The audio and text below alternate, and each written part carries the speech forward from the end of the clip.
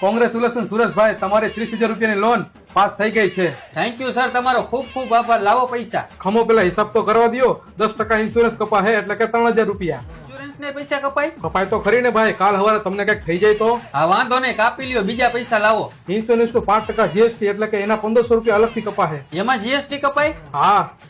હા વાંધો નહીં, વૈધા એટલા તો લાવો. 10% પ્રોસેસિંગ ફી એટલે કે 3,000 રૂપિયા એના. પ્રોસેસિંગ ફી દેવી પડે? દેવી તો પડે ને ભાઈ. વાંધો નહીં, વૈધા એટલા તો લાવો. ખમોજી હિસાબ બાકી છે. પ્રોસેસિંગ ફી ને 5% જીએસટી દેવું પડે એટલે એના 1,500 કાપવો પડશે. એનું 5% જીએસટી દેવાનું? દેવું જ પડે ને, એમ નો હાલે. હા વાંધો નહીં, હવે તો વૈધા હોય એટલા લાવો. 5,000 રૂપિયા ફાઇલ ચાર્જ ને કપા હે. શેનો ફાઇલ ચાર્જ? આ આપણે લોન કરી એનો ફાઇલ ચાર્જ. હા વાંધો નહીં, કાપી લ્યો. હવે તો પૈસા વૈધા હોય એટલા લાવો. 3 EMI એડવાન્સ માં કાપવો પડશે, એના થાય 9,000 રૂપિયા. પણ એડવાન્સ માં કા ઈએમઆઈ કાપવા પડશે? કાપવા જ પડે ને, તમારું મોઢું જોઈને લાગતું નથી કે તમે હપ્તા ભરશો એમ. વાંધો નહીં, કાપી નાખો. હવે તો વૈધા હોય એટલા લાવો. 3 EMI